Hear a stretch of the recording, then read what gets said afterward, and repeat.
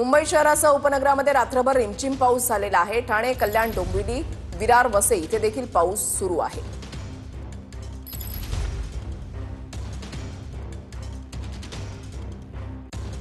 मुंबई आणि लोअर परळमधली दृश्य आपण या ठिकाणी पाहताय। मुंबईमधल्या दादर परिसरामध्ये पाऊस जो आहे तो पडतोय। रात्रभर रिमझिम पावसानं मुंबई आणि उपनगरांमध्ये हजेरी लावलेली। लोअर परळ भागामध्ये पावसाची रिपरिप जी आहे ती सुरू आहे।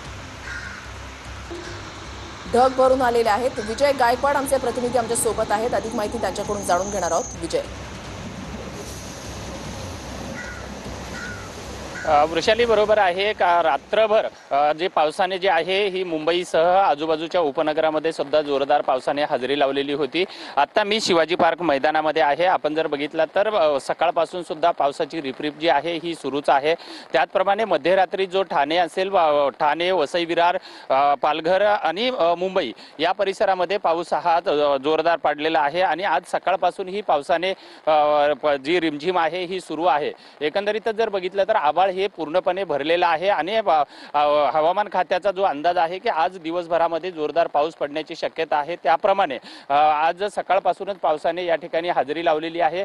जे दादर परिसरातलं जे शिवाजी पार्क मैदान आहे या मैदानाच्या सखल भागामध्ये सुद्धा या ठिकाणी पाणी साचलेलं आहे आणि याचप्रमाणे ज्या दादरचा जो हिंदमाता परिसर असेल, लोअर परेल असेल, त्याचप्रमाणे ठाणे आणि मुंबईतला जो काही सखल भाग असेल या भागामध्ये सुद्धा काही प्रमाणामध्ये पाणी साचायला सुरुवात झालेली आहे। आता जरी सकाळच्या वेळेमध्ये जरी पावसाची रिमझिम असली तरीही पावसाचा जोर मात्र वाढण्याची शक्यता सध्याच्या हवामानावरून आपल्याला समोर येत आहे। एकंदरीतच जर बघितलं तर आजचा सकाळचा पाऊस जो आहे हा सकाळपासून सुरू झालेला आहे। त्यामुळे सकाळच्या वेळेमध्ये जे कामावर जाणारे जे नागरिक होते, चाकरमाने होते, त्यांचे सुद्धा एक हाल झालेले आहेत आणि आज रविवारचा सुट्टीचा दिवस असल्यामुळे या पावसाचा जास्त जरी परिणाम दिसला नसला तरीही ही जी पावसाची रिपरिप जी आहे ही पावसाची रिपरिप अशीच जर वाढत राहिली तर निश्चितच मुंबई परिसरामध्ये पाऊस वाढण्याची सुद्धा शक्यता वर्तवली जात आहे। वृषाली, नक्कीच धन्यवाद तुम्ही दिलेल्या सविस्तर माहितीसाठी।